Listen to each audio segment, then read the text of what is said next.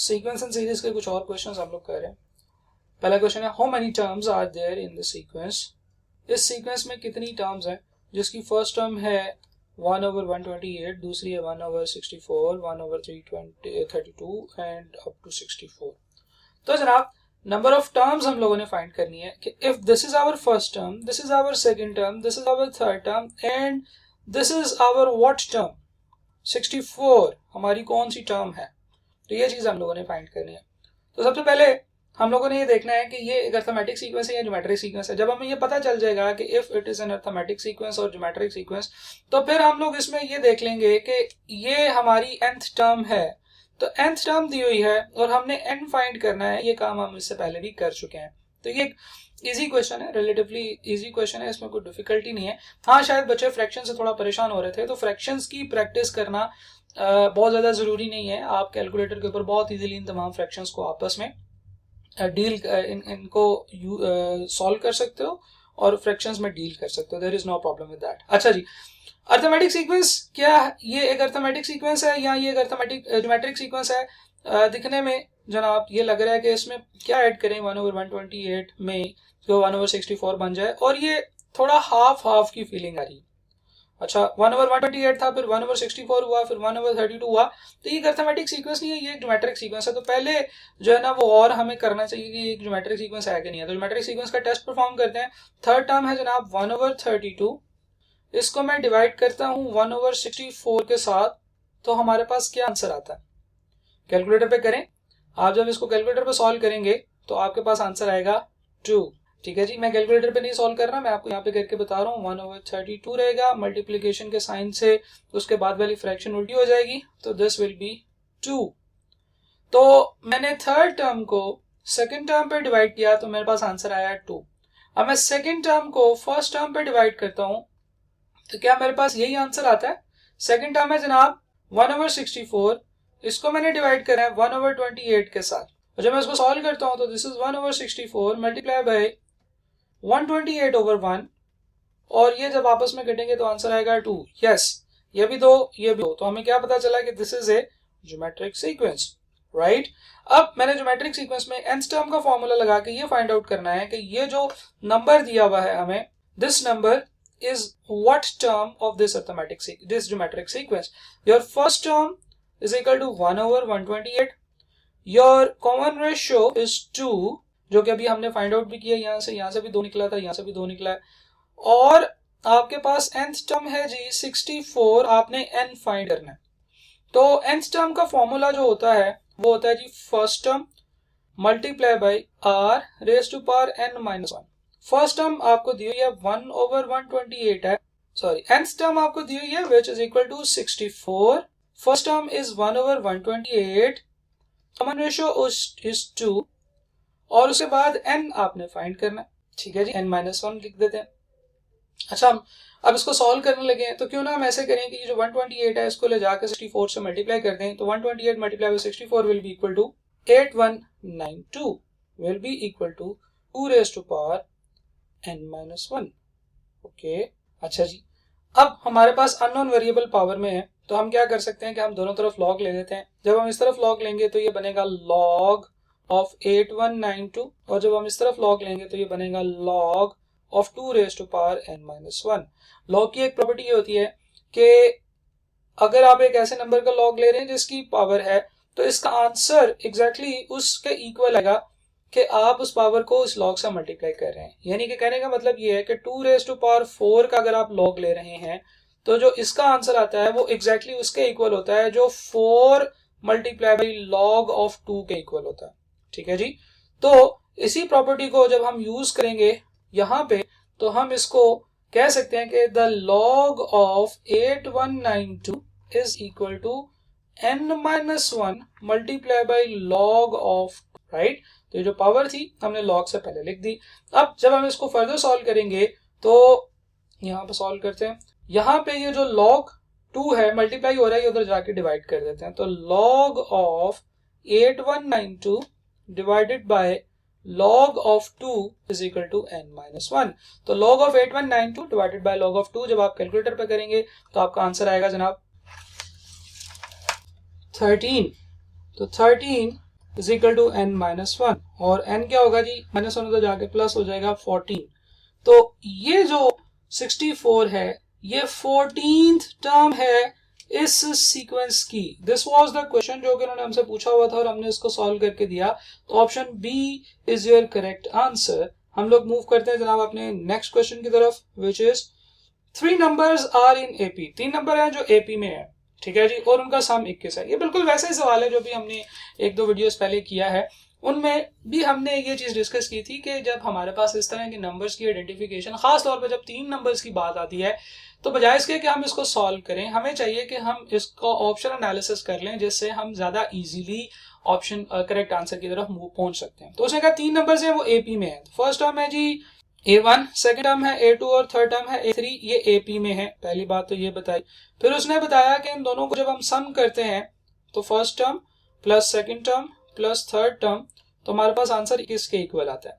If 1, 5 and 15 are added to them respectively, respectively का मतलब ये है कि जिस ऑर्डर में उनका जिक्र किया गया है इससे पहले, उसी ऑर्डर में, यानी कि पहले में 1 ऐड कर दें, दूसरे में 5 ऐड कर दें और तीसरे में 15 ऐड कर दें, तो फिर दे फॉर्म ए जीपी। तो ये एक जीपी बन जाता है, ठीक है जी। तो ये एक निशानी ये बताई, दूसरी निशानी ये और तीसरी निशानी ये। अब हमने ऑप्शंस के अंदर से देखना है कि कौन सी ऑप्शन ऐसी है जिसमें ये तीनों निशानियां पूरी होती हैं। पहली टर्म, दूसरी टर्म और तीसरी टर्म ये एपी में होनी चाहिए। तो 5 में 2 जमा किए 7, 7 में 2 जमा किए 9, +2 पहली ऑप्शन ने पहला टेस्ट पास कर लिया।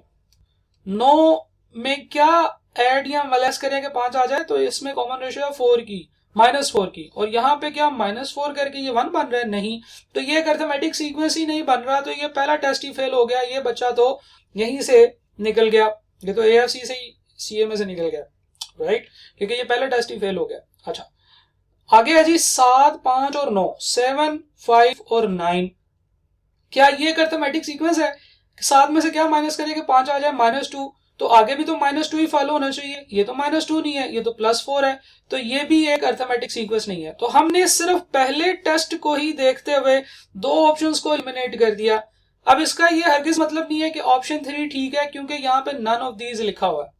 तो ये भी हो सकता है कि ये ऑप्शन भी तीनों टेस्ट पास करने में नाकाम रहे और ये फेल हो जाए, ठीक है जी। तो ये 4 दोस्त जो घर से निकले थे सीए करने के लिए, 2 दोस्त तो बिल्कुल पहले टेस्ट में फेल हो गए। अब हम अगले टेस्ट जो है ना वो अप्लाई करेंगे सिर्फ ऑप्शन ए के ऊपर। तो दूसरा टेस्ट ये है कि इन तीनों को ऐड करें तो 21 आना चाहिए। तो 5 + 7 कितना होता है जी, 12 + 9 21। तो ये नंबर दूसरा टेस्ट भी पास कर गया, इसने कैफ लेवल भी क्लियर कर लिया। आगे चलते हैं। इन तीनों टर्म्स में जब फर्स्ट में 1 ऐड करते हैं, दूसरे में 5 ऐड करते हैं, तीसरे में 15 ऐड करते हैं, तो ये जीपी बन जाता है। फर्स्ट टर्म में 5, इसमें क्या ऐड करना है 1, तो ये क्या बनेगा 6, 7 में 5 ऐड करना है तो बनेगा 12, और 9 में 15 ऐड करना है तो बनेगा 24। तो क्या ये एक जीपी है, राइट। देखिए 6 को 2 से मल्टीप्लाई करें तो 12 बन रहा है, और फिर 12 को 2 से मल्टीप्लाई करें तो 24 बन रहा है, जी बिल्कुल बन रहा है। तो ये ऑप्शन जो है ये तीसरा टेस्ट पास करने में भी कामयाब हो गई। इसका मतलब option A is correct option, और जब ये ठीक हो गई है तो फिर नन ऑफ दीज खत्म हो जाएगी, क्योंकि हमारे पास एक ऐसी ऑप्शन है जिसने तीनों जो कंडीशंस उनको फुलफिल कर लिया। This is how we solve this question. हम लोग आगे चलते हैं जी अपने नेक्स्ट क्वेश्चन की तरफ। क्वेश्चन है the sum of the 4th and 12th term. जी सवाल ये है कि the sum of the 4th and 12th term of an AP. एक एपी है, इसकी चौथी टर्म यानी कि A4 और इसकी 12वीं टर्म A12, इन दोनों का जो सम है, यानी कि जब हम इन दोनों को ऐड करेंगे तो 20 बनेगा, राइट। तो ये एक ऐसी चीज है कि आपको लाइंस के अंदर से इक्वेशन फाइंड आउट करनी आनी चाहिए, और वो आप यहां से जब गौर से देखेंगे तो आपको पता चल जाएगा। उसने कहा था सम ऑफ, किन दो चीजों का सम, 4th and 12th टर्म, यानी कि 4th टर्म को जब मैं 12th टर्म में ऐड करूंगा तो जो आंसर आएगा that will be equal to 20। और यहां से एक और बात भी पता चली है कि ये एक arithmetic progression, right. What is the sum of first 15 terms of the geometric progression. पहली 15 टर्म्स का सम क्या होगा, यानी कि S ऑफ 15 फाइंड करना, ठीक है जी। S15 मैंने फाइंड आउट करना। अच्छा, अगर S15 मैंने फाइंड आउट करना है तो मेरे पास कैसे आएगा, ओए होए, सम ऑफ 15 में अर्थमेटिक सीक्वेंस के सम का फॉर्मूला क्या होता है जी, n/2 into 2a plus d into n-1. Okay, अच्छा n इस जगह पे क्या है 15 और 2a first term, you don't know what is the first term, आपको अभी नहीं पता, प्लस d इंटू n-1. हाँ, d आपको नहीं पता लेकिन n आपको पता है, विच इज 15 माइनस 1. तो जब आप इसको सॉल्व करेंगे तो दिस इज 15/2 यानी कि 7.5 multiply by 2a plus 14d. तो ये है जी सम 15 टर्म्स. अच्छा, सम ऑफ 15 टर्म्स के फॉर्मूले के अंदर से फर्स्ट टर्म और कॉमन डिफरेंस मुझे नहीं पता था, लेकिन मैंने इसको थोड़ा सा सिंप्लीफाई किया है. अब देखिए मैंने ये सिंप्लीफाई क्यों किया है. बाकी क्वेश्चंस के अंदर तो मैं ये करता हूं कि मैं पहले r फाइंड आउट कर d फाइंड आउट करने की कोशिश करता हूं, वो d निकाल के मैं फॉर्मूले में यहीं पे पुट कर देता हूं. यहां पे मुझे ऐसे करना पड़ेगा कि मुझे ऑप्शन से बैकवर्ड, मुझे आंसर जो मेरी रिक्वायरमेंट है उससे बैकवर्ड वर्किंग करनी पड़ेगी, क्योंकि मेरे पास सिर्फ एक ही इक्वेशन है और दो अननोन वेरिएबल्स है, ना मुझे फर्स्ट टर्म का पता है ना डी का पता है. तो इस क्वेश्चन में मेरी जो अप्रोच होगी वो ये होगी कि मैं आंसर से बैकवर्ड चलूंगा. अब यहां पे देखें, अगर आपके जहन में नहीं भी आ रहा था कि इसको कैसे सॉल्व करना है, तो हम लोग एक बड़ी मजे की ऑप्शन पे पहुंच गए जो हम यहां से निकाल सकते हैं. देखें, आपको पता है फोर्थ टर्म जो होती है इसका फॉर्मूला क्या होता है जी, फर्स्ट टर्म प्लस 3d. क्या ख्याल है? और जो 12th टर्म होती है इसका फॉर्मूला होता है first term plus 11d is equal to 20. Okay, अच्छा अगर आप गौर से देखें तो ये जो चीज है ये हमने क्या लिखी है, हमने कहा है कि जो nth टर्म होती है that is actually first term plus d into n-1 होती है.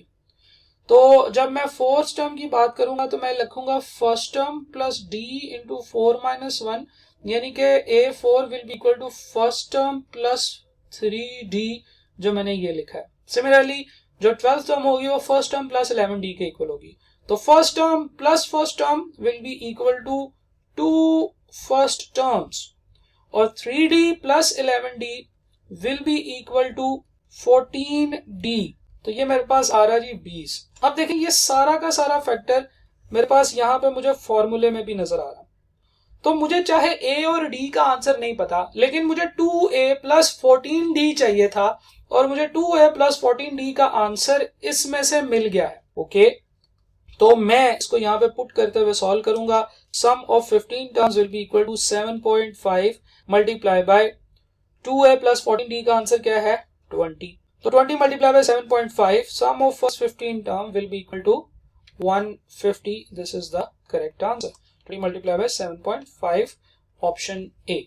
राइट, तो यहाँ पे हम लोग अपने इस वीडियो को कंक्लूड करते हैं जिसमें हम लोगों ने कुछ प्रैक्टिस क्वेश्चंस देखे. इंशाल्लाह अगली वीडियोस में मैं कुछ और प्रैक्टिस क्वेश्चंस आप लोगों के साथ डिस्कस करूंगा. Thank you very much.